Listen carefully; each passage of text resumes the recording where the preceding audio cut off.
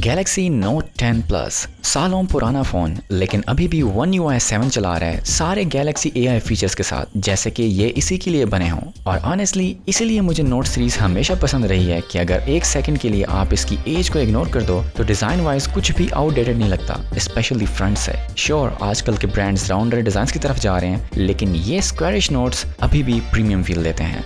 तो इस वीडियो में मैं आपको दिखाने वाला हूँ कि One UI 7 इस फ़ोन के ऊपर कैसा लगता और फील होता है, क्या कुछ इसमें चल रहा है क्या नहीं, कोई बग्स या फिर क्या ये आपको इंस्टॉल करना चाहिए है भी या नहीं।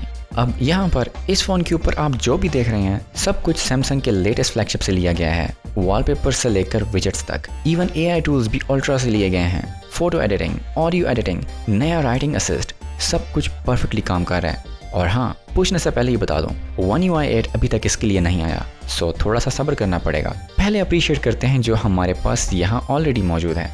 ऑलराइट, ये नया control panel, yes it looks so clean and glossy. जब राइट साइड से स्वाइप करते हैं तो कंट्रोल सेंटर खुलता है और लेफ्ट साइड से नोटिफिकेशंस। देखने में काफ़ी खूबसूरत है, स्मूथ भी लगता है, लेकिन ऑनेस्टली एप्पल के बैड UI चॉइसेस को कॉपी करने की क्या ज़रूरत थी। सिर्फ नोटिफिकेशंस या क्विक सेटिंग्स देखने के लिए एक अलग स्टेप। बट अच्छी बात यह है कि यू हैव द ऑप्शन जिससे आप इसको दोबारा से यूनिफाई कर सकते हैं।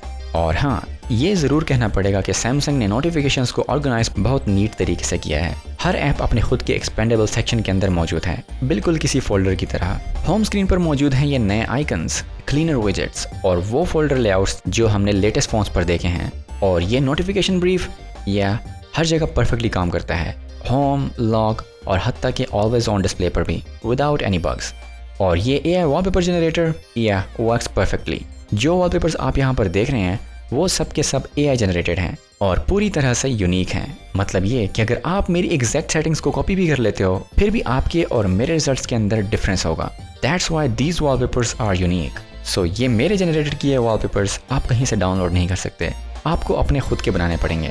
और इस curved quad HD dynamic AMOLED screen पे ये लगते हैं जॉ ड्रॉपिंग। और हाँ, please ignore that black dot in the corner. अब बात करते हैं Galaxy AI की। यहाँ पर मौजूद Galaxy AI मजाक नहीं है, ये राइटिंग असिस्ट कीबोर्ड में बिल्ट इन है। बस आप इसको बताओ कि लिखना क्या है आपको और ये लिख देगा। आपके पास टोन सेट करने के लिए कुछ ऑप्शंस भी मौजूद हैं, लेकिन फिर भी मैंने नोटिस किया कि ये काफ़ी फॉर्मल लिखता है और बात लंबी चौड़ी कर देता है। और सबसे फनी पार्ट, अगर आप इसको बताओ कि मेरा दोस्त लेजी है तो ये लिखता ही नहीं, but I am using it because I am lazy.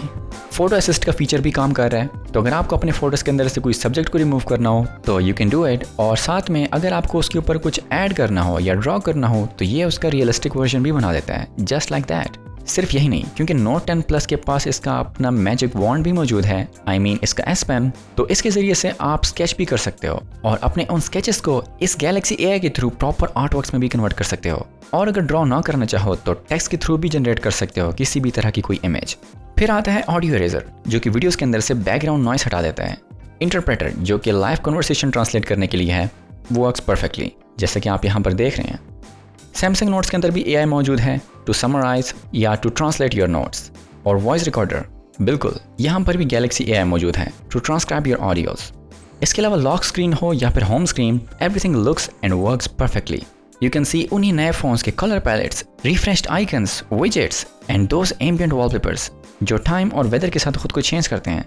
इसके अलावा generally customization has levelled up. आप लॉक स्क्रीन को ट्वीक कर सकते हो, विजेट्स को रीसाइज कर सकते हो, शेप्स चेंज कर सकते हो और इसके अंदर मौजूद स्टाइल्स को अडॉप्ट कर सकते हो। Basically move and adjust anything you want. और इस कस्टम रोम के थ्रू ये चेंजेस हमें नजर आ रही हैं, वो चेंजेस इस Note 10 Plus को, इस 6 साल पुराने फ़ोन को फ्लैगशिप जैसी वाइब्स दे रहे हैं।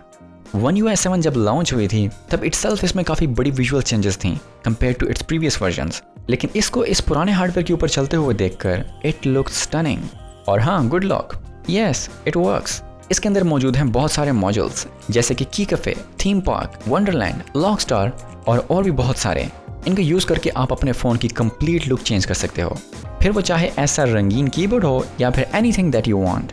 और सबसे अच्छी बात, मैं इसको काफ़ी दिन से यूज़ कर रहा हूँ बट अब तक मुझे कोई मेजर बग्स नहीं मिले। जब पहली दफ़ा ये रोम बूट हो रही थी उस वक्त मुझे थोड़ा बहुत लैग ज़रूर देखने को मिला था, बट बाद में जब मैंने अपने अकाउंट्स लॉगिन कर लिए और हर चीज़ अपडेट कर ली तो हर चीज़ स्मूथली काम करने लग गई। और उसके बाद इट्स बीन स्टेबल, कंसिस्टेंट और रिलायबल। इसके ऊपर सिर्फ वो फीचर्स काम नहीं कर रहे जिसके लिए इसके अंदर हार्डवेयर ही मौजूद नहीं है। इसके अलावा जो इसके अंदर प्रोसेसर मौजूद है Exynos 9825 अभी भी मोर देन सर्विसेबल है। मैंने इसके ऊपर हैवी ऐप्स चलाई हैं, मल्टीटास्किंग और गेमिंग भी की है और हर जगह मुझे डिसेंट परफॉर्मेंस देखने को मिली है। ऑफ कोर्स लॉन्ग सेशंस के दौरान ये थोड़ा बहुत गर्म भी हो जाता है और बैटरी भी ड्रेन करेगा, but overall in day to day use no overheating, no battery drain issues, just solid performance throughout. But still comment section एक दफ़ा देख लेना, हो सकता है कुछ ऐसी भी चीज़ें हों जो मैंने ऑब्जर्व ना की हों बट दूसरे लोगों ने पकड़ ली हों। So do check them out. बाकी अगर नंबर्स की बात करें तो Geekbench स्कोर स्टॉक के मुकाबले में थोड़े कम ज़रूर हुए हैं, बट जैसा मैंने पहले कहा in day to day use कुछ भी एब नॉर्मल नहीं है। और अब अगर आप इसको इंस्टॉल करने के सोचते हो तो इटर्निटी रोम के डेवलपर्स का शुक्रिया अदा करना ना भूलना। अब इसको इंस्टॉल करने के लिए आपको देखनी पड़ेगी ये वाली वीडियो। डोंट वरी, ये मेरी ही वीडियो है, सो इसको चेक कर लेना जहाँ पर मैंने हर चीज़ स्टेप बाय स्टेप बताई है।